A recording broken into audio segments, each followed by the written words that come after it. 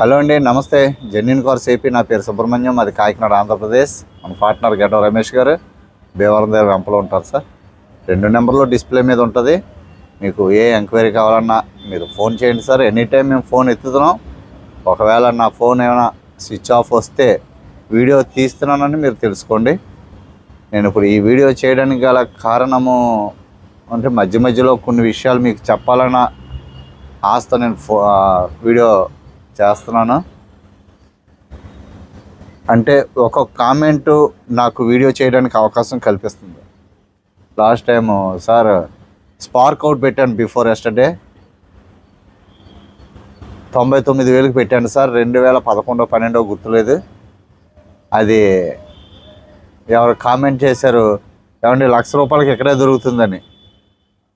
₹1,00,000 దొరుకుతాయి సార్. ₹1,00,000 ఏంటంటే 60,000కి, 70,000కి, 50,000కి కూడా స్పార్కులు ఆంధ్ర తెలంగాణలో దొరుకుతున్నాయి.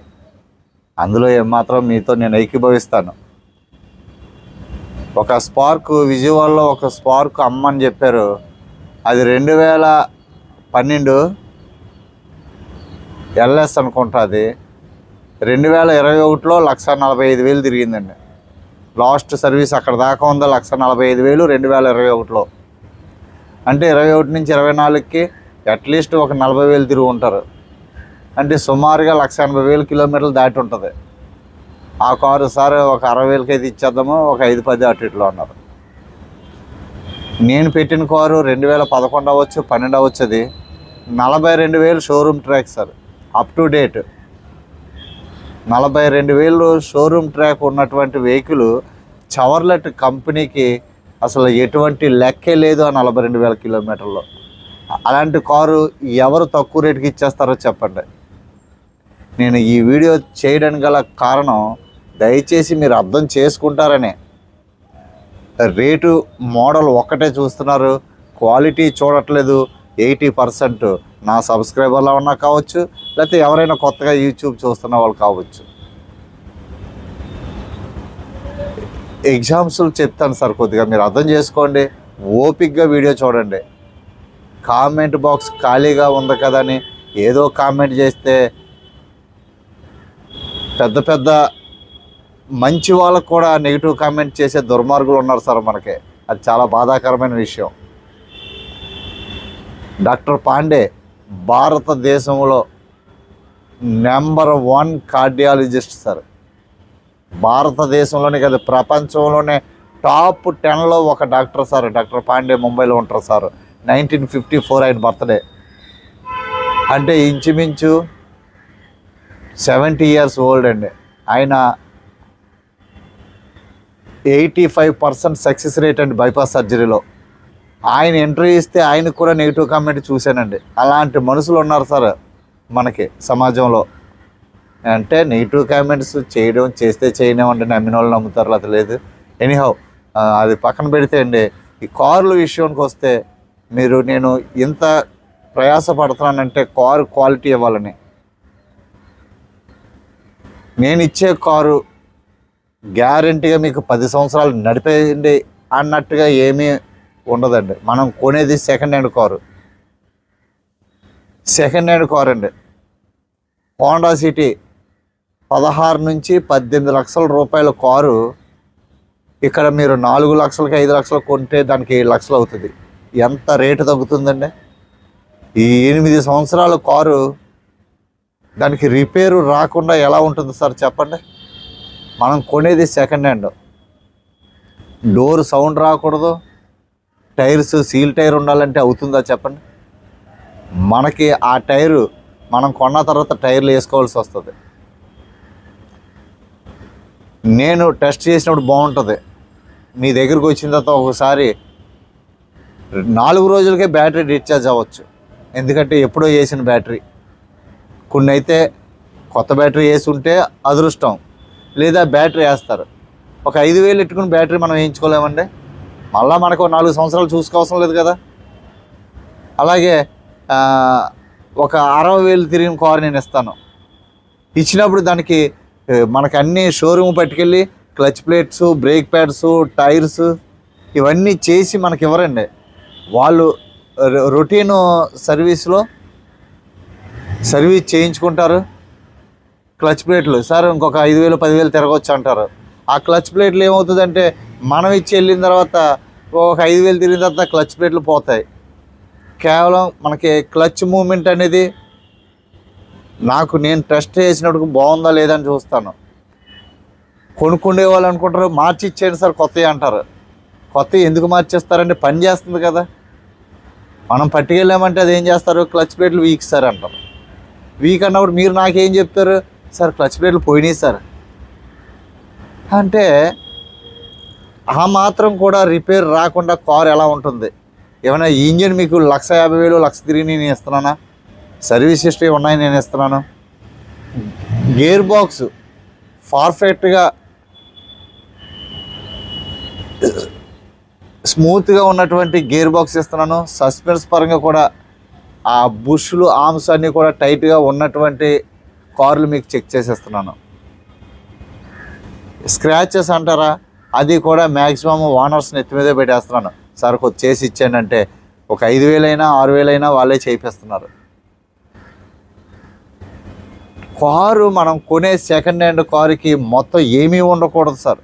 అంటే కొత్త కారు కొనుక్కోమని నేనేం చెప్పను, కానీ అక్కడ నాకు ఓనర్ దగ్గర ఈ ప్రశ్న వేస్తే కావాలంటే తీసుకోండి లేకపోతే లేదని చెప్తున్నారు. మెకానికల్గా టైట్ ఉన్న కార్లు నేను 99% నేను చెక్ చేసేస్తున్నాను సార్.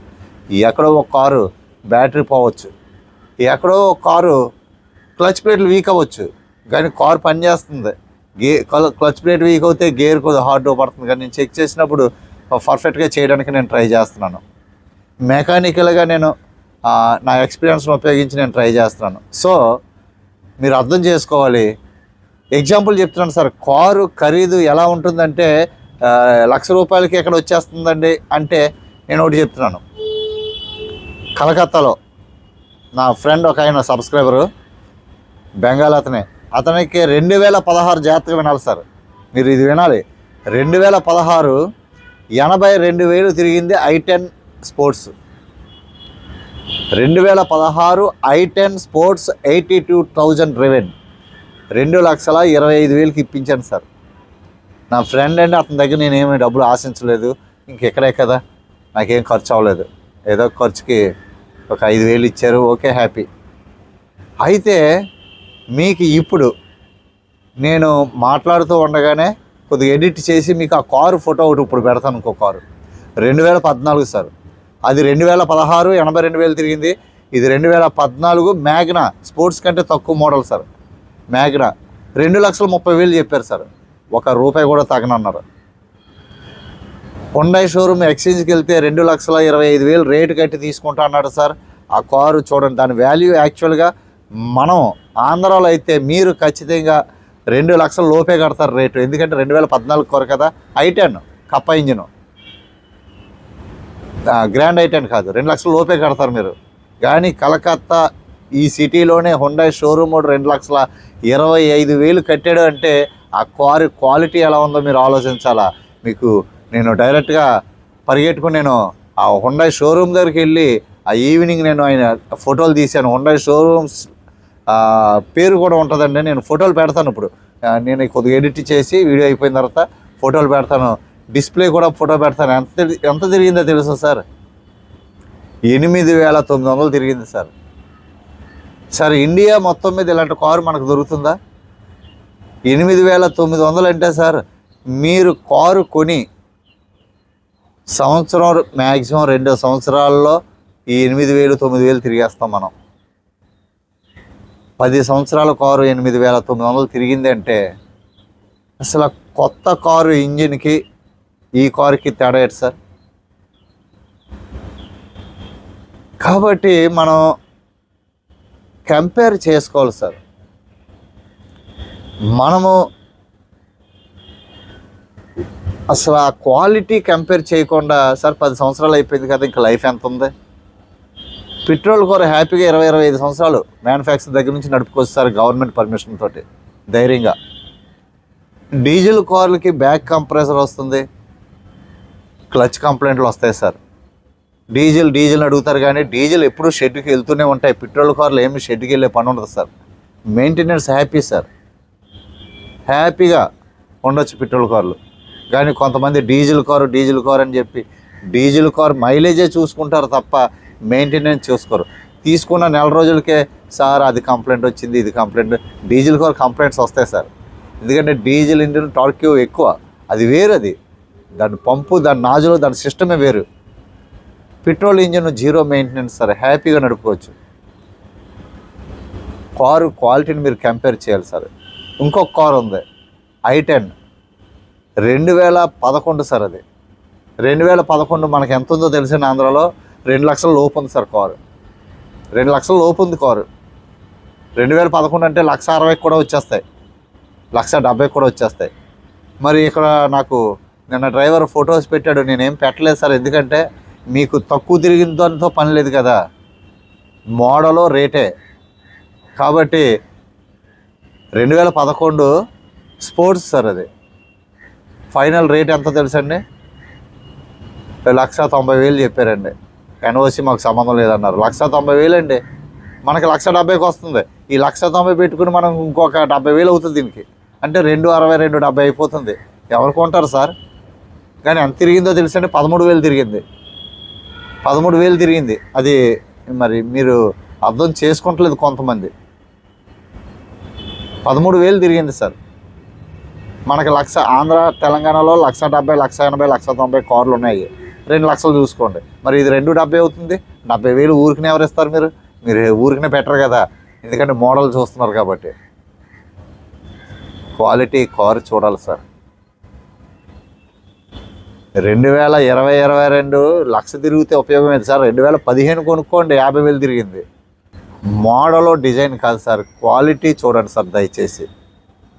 ఇంత మంచి కార్లు చెక్ చేసేస్తున్నాను, కానీ ఒక్క విషయం నేను స్ట్రైట్గా మీకు చెప్పదలుచుకున్నాను సార్. నేను కారు చెక్ చేసి నేను వీడియో పెడితే మీరు అడ్వాన్స్ వేస్తున్నారు, నమ్మకంగా పంపిస్తున్నాను. కానీ నేను కేవలం ఓనర్కి మీకు ఒక బ్రోకర్లు అంటాను, అంతే కదండి. నాటుగా చెప్పాలంటే ఒక మధ్యవర్తిని. యూట్యూబ్లో మన ఛానల్లో అది పెడుతున్నాను, మీరు చూస్తున్నారు, నమ్మకంగా డబ్బులు వేస్తున్నారు. వేసిన తర్వాత నాకు నింద ఎందుకు సార్?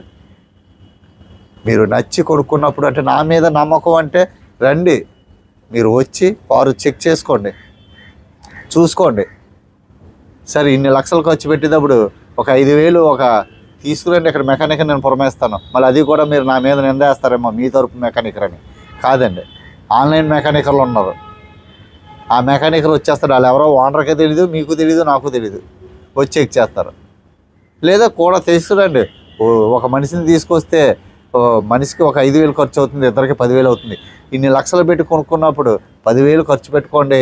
మంచి కారు మీరు వచ్చి నేను చెప్పినట్లు ఉందా లేదో చెక్ చేసుకుని వెళ్ళండి. మీకు ఆ కారు వద్దు అంటే మీరు ఇచ్చిన అడ్వాన్స్ ₹1 కూడా నేను తీసుకోను సార్. ₹1 కూడా నేను తీసుకోకుండా మీకు ఇచ్చి పంపించేస్తాను.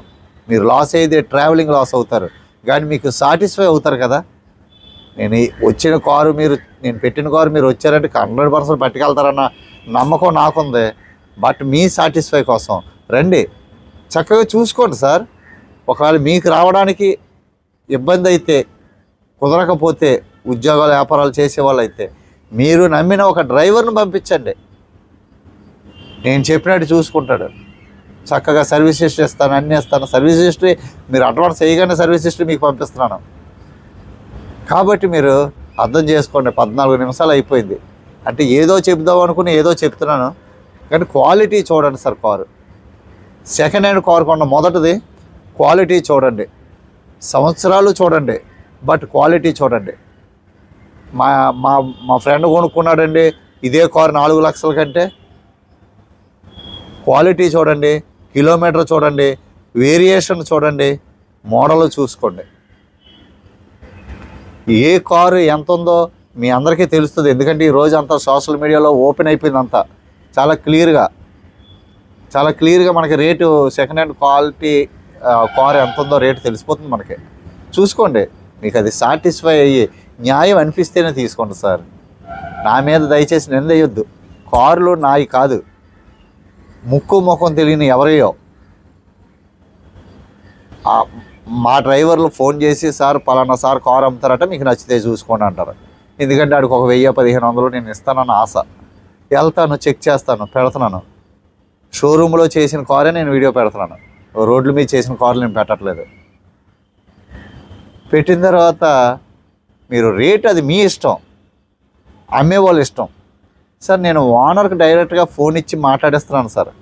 మాట్లాడిచ్చిన తర్వాత కూడా ఇంకా మీరు నా మీద నిందలు వేయడం అనేది న్యాయం కాదు. మరి ఓనర్స్ ఎవరో నాకు రూపాయి ఇవ్వరు సార్. మీరు ఇచ్చే నాకు 15,000 హ్యాపీ సార్.